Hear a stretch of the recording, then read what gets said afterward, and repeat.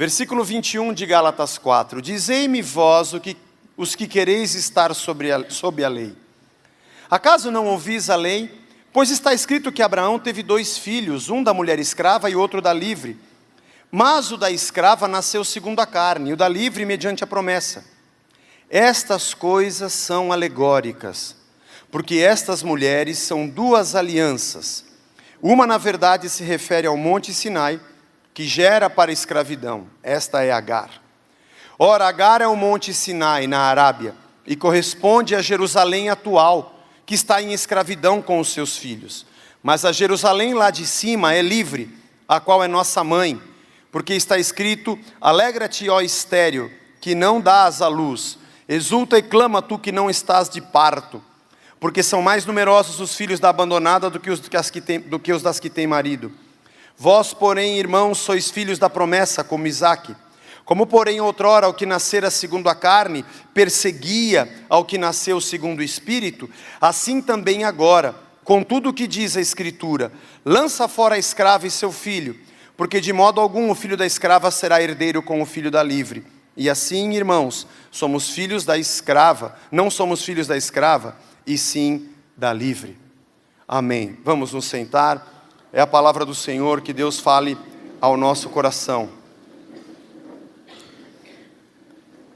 Quando nós falamos de lei e de graça, nós estamos nos reportando não apenas ao momento, o momento em que o povo, antes de Cristo, andava com Deus pelo que estava escrito na lei.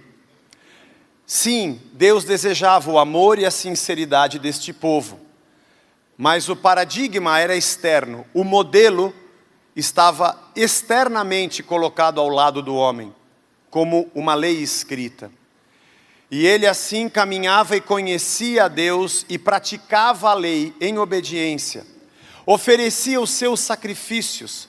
Já foi alvo de um dos estudos aqui de domingo, que o sacrifício de um animal com o seu sangue derramado justificava aquele que deveria pagar o seu pecado.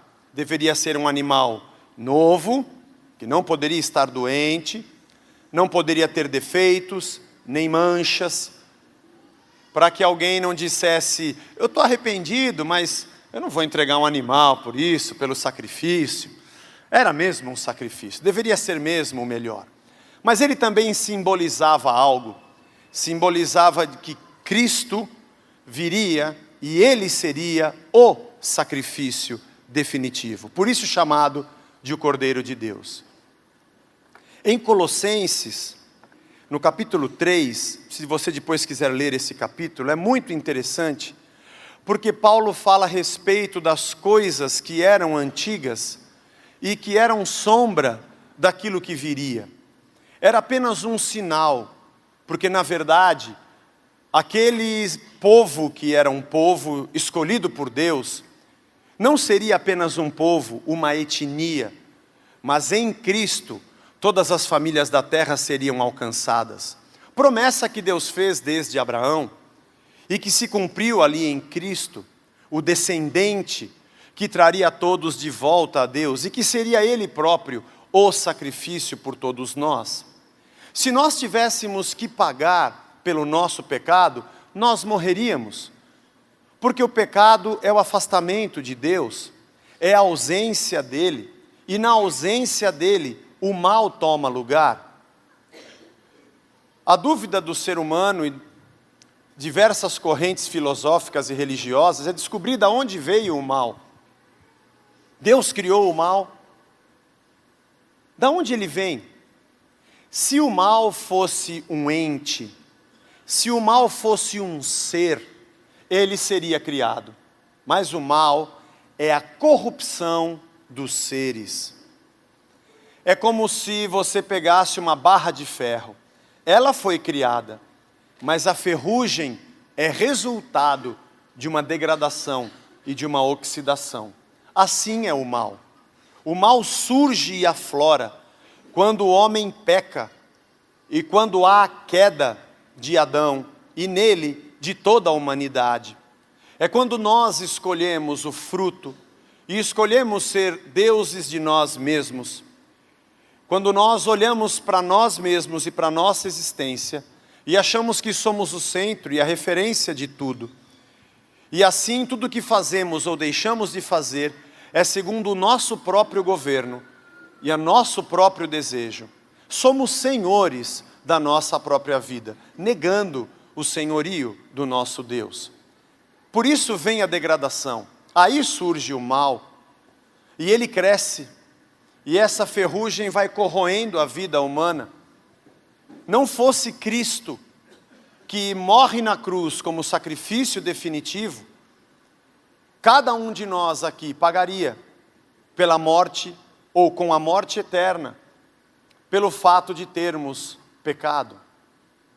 Quando Cristo vai à cruz, Ele livra o homem da morte eterna, a todo aquele que nele crê, e também livra o homem de ter que pagar o seu próprio preço, o que seria impossível. Aqueles que desejam apenas viver na lei e na regra, jamais conseguirão se autossalvar. A lei, além daquela que havia sido escrita e recebida por Moisés, também contava com uma série de interpretações. No período dos exílios, tanto assírio como babilônico, você que já estudou Neemias, Esdras, o tempo em que o templo foi destruído, os muros de Jerusalém destruídos, o povo virou cativo e não tinha mais o templo. Por não ter mais o templo, o lugar da adoração e do sacrifício se desfez. Isso significava tirar do povo o lugar da comunhão com Deus. Nesse período é que a lei ganhou um valor novo. E a observância dos ritos, das datas, das festas e das leis se tornou ou tomou o lugar não só do sacrifício, mas do próprio Deus. É incrível como nos dias de Jesus, os fariseus brigavam pela observância das leis. Obviamente, com o tempo e com a degradação deste mal, dessa ferrugem, cada vez mais ela se tornou um cumprimento hipócrita. Esse povo honra-me com os lábios, mas o seu coração está longe de mim. E lá em Mateus 23, Jesus repreende os fariseus dizendo: raça de víboras, porque vocês colocam pesos difíceis de carregar nos ombros do povo. Eram tantas ordenanças e tantos mandamentos que era impossível de ser cumprido. E imagine que esses mandamentos ainda deveriam ser cumpridos na força da carne, porque até então Jesus não havia morrido e ressuscitado, e nem o Espírito havia descido para habitar em nós, como hoje somos templos do Espírito. É impossível andar com Deus, cumprir os seus mandamentos na carne e na força humana. Por isso a lei tinha um valor transitório. Por isso o tempo da observância e do cumprimento das leis teve um tempo de começar e um tempo de acabar. Você pode me dizer assim, mas hoje a gente obedece a Deus. Nós cumprimos com a palavra dele. Não é a mesma coisa? É claro que não. Uma coisa é você cumprir toda a lei, sendo você o teu próprio sacrifício. E fazendo isso, para se auto-justificar diante de Deus, como quem diz: eu fiz o que o Senhor mandou, agora eu estou salvo. Eu mesmo promovi a minha salvação. Outra coisa muito diferente é eu ver a cruz de Cristo e o seu sacrifício e dizer: eu te amo, Senhor, porque o Senhor fez o sacrifício por mim, e agora o teu Espírito habita em mim, e eu tenho prazer de andar contigo, eu tenho prazer de ser fiel a tudo que o Senhor ensinou e a tua palavra, não porque eu sou o meu próprio Salvador, mas porque o Senhor é o meu Salvador, e porque o teu Espírito habita em mim, o Senhor tem mudado o meu coração e a minha mente. E o que eu faço, não faço mais para me justificar. Aliás, eu não quero a autojustificação. Ainda encontramos pessoas nos dias de hoje, que mesmo Cristo tendo sido o Cordeiro de Deus, elas continuam fazendo os seus sacrifícios. Nós também fazemos isso. A gente tropeça nisso várias vezes. O seu celular, plá, cai no chão, quebra a tela. Primeira coisa que a gente fala: ai meu Deus, o que foi que eu fiz? que foi que eu fiz para quebrar o meu celular. Como se eu estivesse sendo punido. E aí quando eu digo, Senhor, o que foi que eu fiz para alguém bater no meu carro? O que foi que eu fiz de mal para o Senhor me dar essa punição?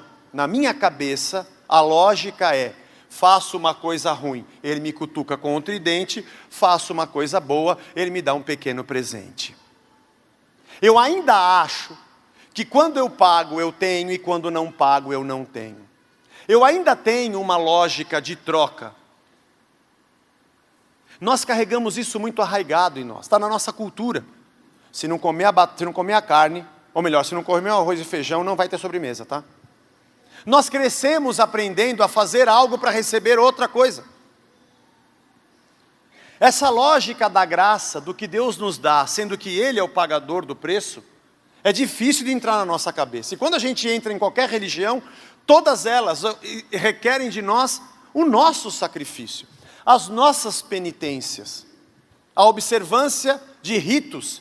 E achamos que é isso que nos aproxima de Deus. Foi o que eu fiz que o agradou e Ele então me aceita e me abençoa. Eu estou desprezando o Cristo, porque na verdade, eu fui aceito diante dEle, não pelo que eu fiz, mas pelo que Cristo fez por mim.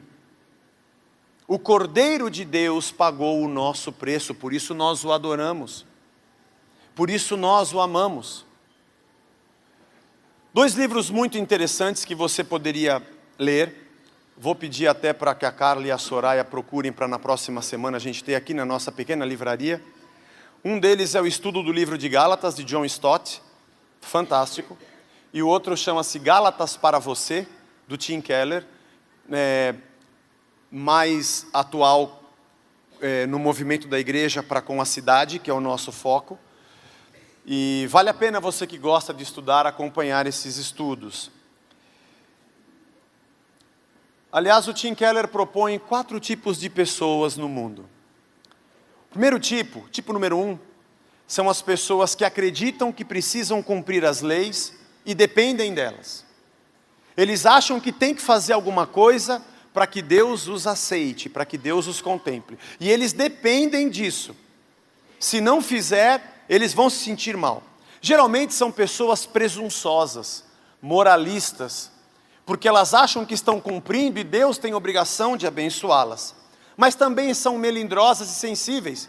Quando algo dá errado na sua vida, ela briga com Deus, porque afinal de contas, ela está cumprindo todos os sacrifícios. E ficam arrasadas quando suas orações não são atendidas. Esse é o primeiro tipo.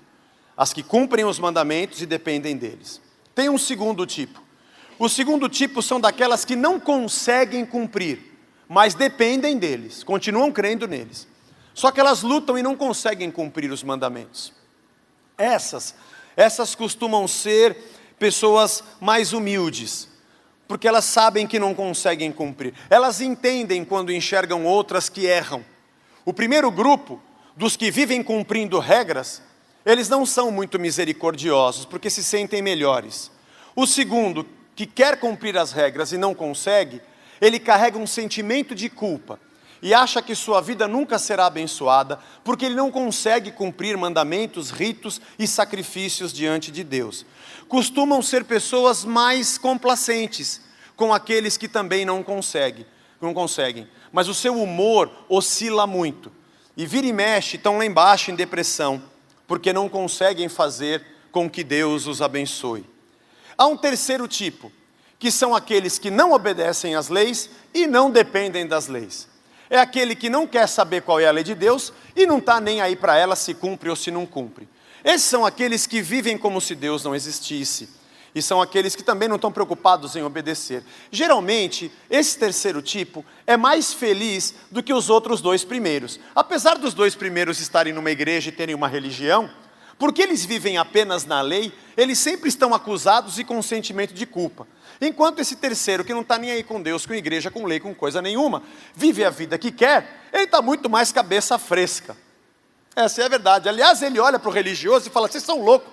Vocês vão à igreja todo domingo e continuam ocupados com as coisas de Deus e continuam sempre acusados e se sentindo mal. Eu não quero saber de igreja, nem de Deus, nem de lei, de coisa nenhuma. Vivo muito bem assim, muito obrigado. Esse terceiro grupo são aqueles que não creem, mas eles também têm a tendência de se sentir superiores aos outros. Porque enquanto o primeiro e o segundo obedecem leis, o terceiro cria as suas próprias leis. E ele cria o seu próprio padrão. Esses aqui são mais suscetíveis à degradação. Porque como ele não tem um parâmetro, seja ele religioso ou qualquer que seja, e ele é o senhor dos seus parâmetros, ele muda as suas próprias leis conforme sua conveniência. E pode entrar numa autodegradação. Eles costumam ser pessoas que têm uma justiça própria. Como eles mesmos criam as suas próprias leis, eles são os próprios juízes que julgam a si mesmos e julgam aos outros. E existe um quarto tipo. O quarto tipo são aqueles que não dependem das leis e não cumprem nenhuma das leis, mas obedecem a Deus. São aqueles que não dependem de leis, mas vivem numa vida que é agradável aos olhos de Deus. São aqueles que compreendem o evangelho verdadeiro. Aqueles que entendem o que significa o evangelho, que Cristo morreu por nós e agora o seu Espírito habita em nós, que passaram por uma metanoia, uma mudança de mente, que estão tendo o seu caráter transformado pelo Espírito de Deus e pela sua palavra. O verbo vivo que habita neles os molda. E aonde você encontrava ódio, agora você encontra alegria, na comunhão do Espírito e na transformação do Espírito. Não porque ele é obrigado, como o primeiro tipo e o segundo, a cumprir uma lei, mas porque na graça e no amor de Deus, ele é transformado na imagem do Filho. Ele não faz esforço com sacrifícios para agradar a Deus. Ele é transformado à imagem de Deus, à medida em que o Espírito o governa. Enquanto o primeiro e o segundo tentam criar em letras mortas os seus argumentos e a sua regra, e o terceiro cria as suas próprias, o quarto é moldado em Deus. Ele vive a liberdade do primeiro. Aliás, ele vive a liberdade do terceiro e a alegria do terceiro mais do que o terceiro tem. Ele costuma ser mais sóbrio do que esse primeiro, que se acha tão orgulhoso. E ele costuma ser mais humilde do que o segundo, porque ele não se sente culpado e nem acusado, porque Cristo levou na cruz o seu pecado. Irmãos, é com esse quarto grupo que nós precisamos nos identificar. Por que foi que Paulo entra nesse negócio do filho de Agar e o filho de Sara? Você lembra da história? Lá do patriarca Abraão. Com certeza na igreja dos Gálatas, tinha gente desse primeiro e desse segundo tipo, pregando um outro evangelho, como Paulo diz, tentando forçá-los a cumprir mandamentos, mas não a viver segundo Cristo. Quero voltar a dizer, viver uma vida de ordenanças é estar vazio de Deus e continuar com uma lei escrita do lado de fora. Viver o evangelho é ter a lei escrita em nossos corações na comunhão do Espírito. Na primeira, eu não sou transformado, eu faço coisas que Deus se agrada, ou acho que se agrada, mas eu continuo sendo a mesma pessoa. E no último tipo, eu sou transformado, e o meu coração agrada a Deus. O primeiro e o segundo acha que são seus feitos que agradam a Deus. Este último acha e tem certeza que o evangelho o transforma, e é isso que agrada a Deus. Vivemos dias hoje em que, apesar de já termos Cristo e a sua salvação pela graça, pessoas continuam pagando sacrifícios e votos, como que se o que Cristo tivesse feito na cruz não fosse suficiente, alguma coisa estivesse faltando. Como se Cristo na cruz dissesse assim: Pai, está quase consumado. Depois vão vir os lenços, os mantos, os carnês e as campanhas, e elas completam essa obra imperfeita que eu estou fazendo. É muito sério o que eu estou dizendo. Seria cômico se não fosse trágico. Não percebemos o quanto desprezamos o sacrifício do Filho, tentando pagar com nossos rituais o que Ele já pagou na cruz. Na verdade, estamos tirando a cruz e estamos perdendo a nossa única referência de vida e salvação. Abraão tinha uma mulher chamada Sara, mas ela era estéril. E Deus havia prometido que ele seria o pai de uma grande nação. E ele disse, como é que eu vou ser pai de uma grande nação se minha mulher não pode ter filhos? E depois ele tanto pensar, o que eu vou fazer para ajudar Deus? Mas Deus havia prometido. O Deus que promete é o Senhor. Mas ele preferiu confiar em si próprio. Tem gente que prefere depender de Deus e ter Deus agindo na sua vida. E tem gente que prefere fazer alguma coisa para tentar ajudar a Deus a abençoá-lo. Paulo percebendo isso, e devia ter gente na igreja da Galácia dizendo assim, vocês têm que ser filhos de Abraão. Os filhos de Abraão obedecem às leis. E se vocês são filhos de Abraão, vocês têm que obedecer às leis. E você já deve ter ouvido isso. E eles deveriam falar muito isso nos corredores e nos ensinos da igreja. E aí Paulo, fantástico, vem com uma resposta e um ensino que abre a mente de todos. Pera. Tudo bem, vocês podem até ser filhos de Abraão. Minha pergunta é, qual dos dois? Porque teve dois. Teve um que não era para ter sido e o outro que foi como tinha que ter sido. Porque como Sara não podia dar à luz, ela conversando com Abraão e via Abraão angustiado, nós temos Agar, que é a escrava, e o homem tinha a sua mulher e as escravas, e segundo a cultura da época, ele poderia ter um filho com a escrava. A Bíblia não diz que era o plano que Deus desejava, mas foi um caminho, um atalho que Abraão tomou. Já que Deus me abençoa, deixa eu dar um jeito. Já que ele não vem pagar pelo negócio, deixa que eu mesmo pago. E Abraão vai e se deita com Agar, e ela tem um filho chamado Ismael. De Ismael vem a linhagem dos ismaelitas, dos árabes. Passado um tempo, um anjo visita Sara, e nasce um menino com mais de 90 anos. Abraão falou para o anjo, não, a gente já está velho já. Tipo, sei lá quanto tempo que a gente... não vou falar para você, é um anjo, não vou falar isso para você. Sara, sua mulher vai dar à luz. Não, Sara já... Tanto tempo que a gente... Já pensou se o anjo falasse, você vai ver? Não quero nem ver. Estamos na idade do lençol. Aí, acontece que eles mesmos tiveram mesmo a relação com aquela idade, e Sara engravidou. Acho que Abraão pensou, puxa, que eu fui ter um filho com a escrava, agora minha mulher, e ela dá luz a um menino chamado Isaque. E aí, Paulo diz, vocês querem ser filhos de Abraão? Mas qual vocês querem ser? O filho da escrava ou o filho da livre? Porque Abraão arrumou um jeito de fazer do seu jeito, para tentar fazer aquilo que ele achava que Deus não faria e que ele deveria fazer. Dali veio Ismael, e dali vieram os ismaelitas, que são os árabes. Ele fala Sinai é a Arábia. Alguém pode dizer, não, foi onde ele recebeu o livro da lei. Ele fala, não, é alegórico. A lei agora são os árabes. Está fazendo vocês de escravos. Os árabes agora são Jerusalém terrena. É esse povo que acha que pode fazer tudo e oferecer o seu próprio sacrifício e o seu próprio jeito.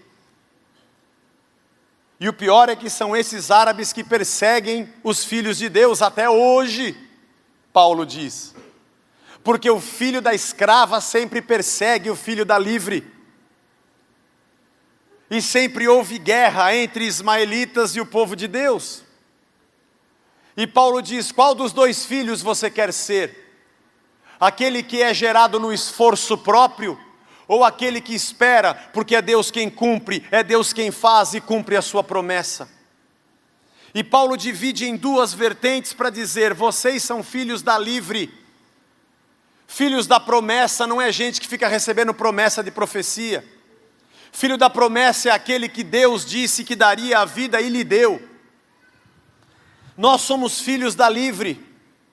O que Paulo está dizendo a eles é que não são vocês que devem fazer, porque os filhos da escrava também são escravos. E quem vive em cumprimento de leis é escravo das leis. Não é incrível uma pessoa que diz, faça isso, não posso, a lei não deixa, religião não permite, eu não faço isso, eu não faço aquilo.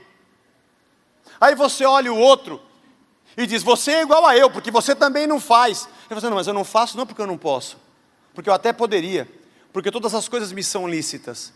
É que como Deus habita em mim e Ele me transformou, eu não tenho vontade e eu não quero. Você luta para não fazer e vive escravo dessa lei, e a tua carne clama para pecar. Não que a nossa não clame, mas você não tem como escapar disso. E se peca, você é o seu próprio sacrifício e você está morto. Mas aquele que todos os dias compreende que Cristo pagou o seu preço, se permite ser moldado por Deus. Ele luta contra si e contra o pecado, mas ao seu lado e dentro de si, tanto a palavra quanto o Espírito o transforma. Parece igual. Dois irmãos desses juntos na igreja, os dois não fazem nada errado. Os dois vão e cantam, levantam a mão e dão testemunho. Só que um está vazio de Deus, sentindo que ele mesmo tem que fazer, e o outro está de joelhos dizendo, Senhor, eu não consigo, me fortalece. Um deles está de pé como fariseu no templo, batendo no peito e dizendo, eu sou perfeito e eu sou bom, ainda bem que eu não sou como esse publicano que é pecador. E o publicano é aquele que diz, Senhor, eu sou fraco, e eu nunca vou conseguir pela minha própria força, e nem é isso que eu quero, mas pelo sacrifício da cruz, me molda e me ajuda a superar. Parece igual, eles estão lado a lado no mesmo auditório, mas um é o seu próprio Salvador, e outro se prostra diante do Salvador. Ambos são evangélicos, só que um é evangélico sem o Evangelho, e o outro é um evangélico vivendo o Evangelho. Geralmente esses ismaelitas e árabes são aqueles que acham que comandam tudo. Eu vou ler um texto desse livro, A Carta aos Gálatas, de John Stott. Esse livro foi escrito em 1968. John Stott escreveu esse livro em 68. Eu tinha 2 anos de idade. O interessante é que ele não tinha visto programas evangélicos, não havia música gospel e nem campanhas naquela época. Mas olha o que ele escreveu. A perseguição, ele está falando desse mesmo trecho, Ismael árabe perseguindo os filhos de Deus. A perseguição da verdadeira igreja nem sempre é patrocinada pelo mundo, como são chamados os estranhos, mas por nossos meio-irmãos, ele chama de meio-irmãos, por pessoas religiosas, pela igreja nominal, é uma igreja de nome, mas não é de fato. Os maiores inimigos da fé evangélica hoje, não são os descrentes, não é o mundo, mas a própria igreja, o sistema, a hierarquia. Isaac é sempre objeto de zombaria e perseguição por parte de Ismael. Esse tipo de gente é aquele que cria hierarquias. Quem é mais ungido, quem é mais poderoso, quem tem mais autoridade, quem está no topo da cadeia alimentar, quem manda em quem. Obedecem, se juntam em certo aspecto com o terceiro grupo, porque trazem a característica de criar suas próprias leis, são orgulhosos, presunçosos, dão mais valor ao sistema de governo do que às próprias pessoas. Eles coam o mosquito e engolem o camelo, vivem de aparência. O exterior do copo está limpo, mas o interior está sujo. São uma raça de víboras. Colocam peso sobre as pessoas. São escravos de uma lei e escravizam os outros a obedecê-las. Esse tipo de gente geralmente é o que está no comando. São os que vão se locupletar de algum tipo de característica ou de pseudo-bondade pessoal e autojustificação humana para se colocar acima dos demais. Geralmente esse grupo cria estruturas estratificadas e sempre o povo está no último patamar da pirâmide. É o que mais é oprimido, são os que só obedecem. É dentro dessa estrutura que pessoas sonham em ter ascensão ministerial, de governo e de liderança, não porque têm amor a Deus, mas porque sabem que quanto mais alto ele subir, menos ele obedece e mais ele manda. Esse tipo de Ismael, esse tipo de gente que Paulo diz que nós não devemos ser, é o tipo de gente que oprime e que massacra.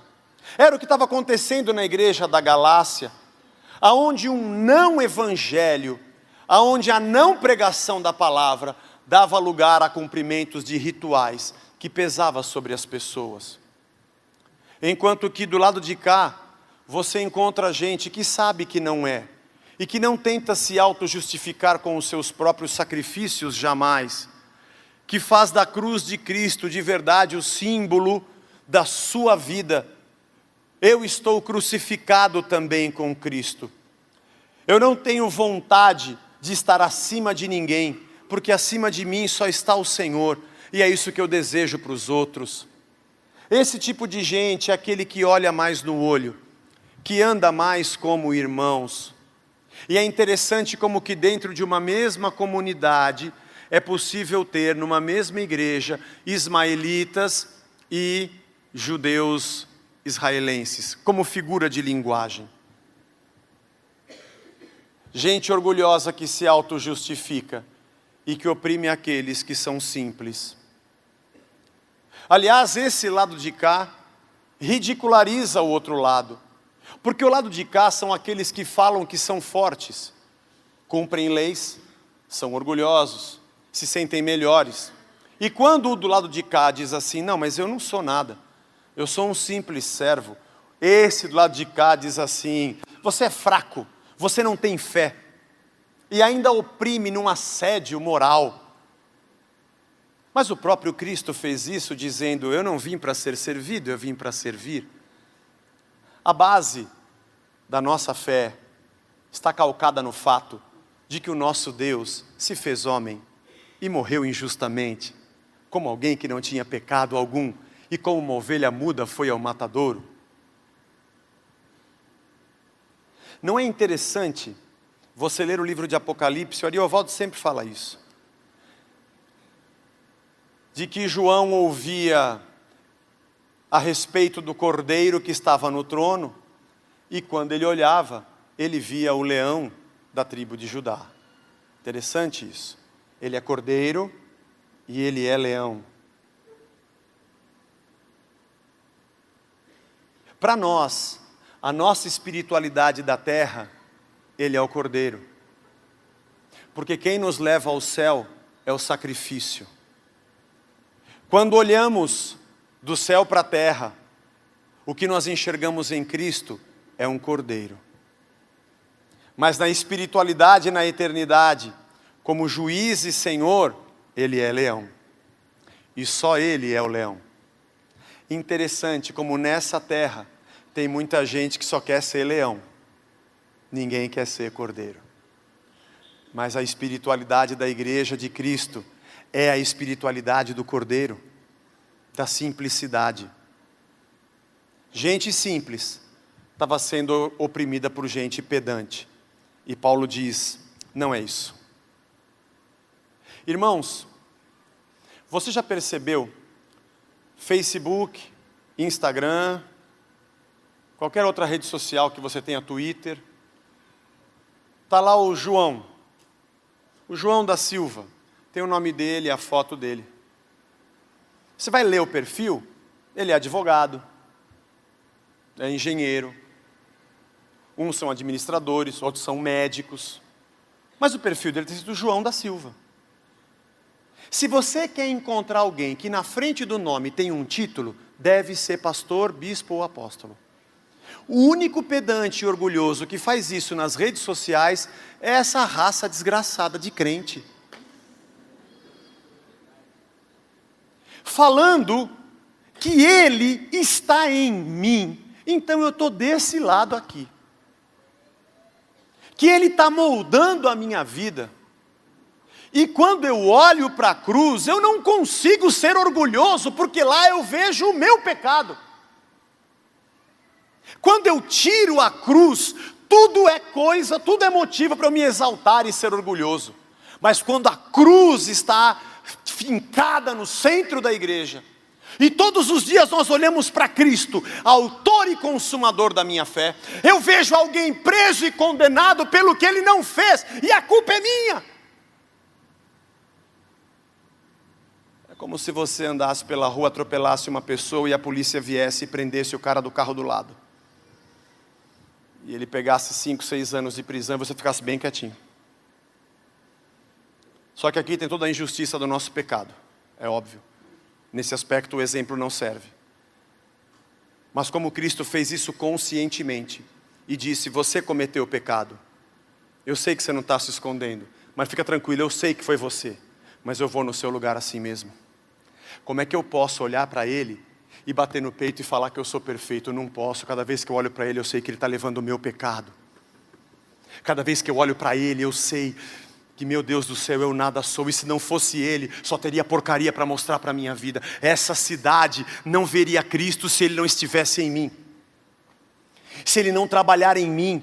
Se Ele não moldar a minha cabeça e o meu sentimento. O que eu tenho para falar lá fora é um vômito mal cheiroso, de uma espiritualidade horrível, de orgulho, de hierarquias, de títulos, de mandatários, de perseguições, de tarefas, de sacrifícios, de ordenanças. Tem que fazer e tem que estar, senão Deus te mata. Me perdoa, vou fazer. Se você não vier no culto, você perde a bênção. Se quebrar a corrente da campanha, isso não presta. Se não der oferta, o devorador te arrebenta. Se você parar de orar, o céu vai se fechar. Se você não pagar o carnê, você vai perder o seu emprego. E se você não amar o seu irmão, você vai ir para os quintos dos infernos. E sabe por que você está doente? Eu sei por quê. Porque você virou a cara para o pastor aquele dia. E se você não obedecer o pastor que obedece, se você não obedecer o diácono que obedece o presbítero, que obedece o pastor, e que obedece o bispo, que obedece o apóstolo, e que obedece ao semideus, e que obedece ao Francisco Coco. Porque o Francisco Coco era o semideus. Lembra? Quem lembra da novela? Você não lembra? Você lembra? Era preto e branco, era marrom e amarelo. Nem preto e branco, não é muito antigo. Era marrom e amarelo. O Francisco Coco está no topo da cadeia alimentar.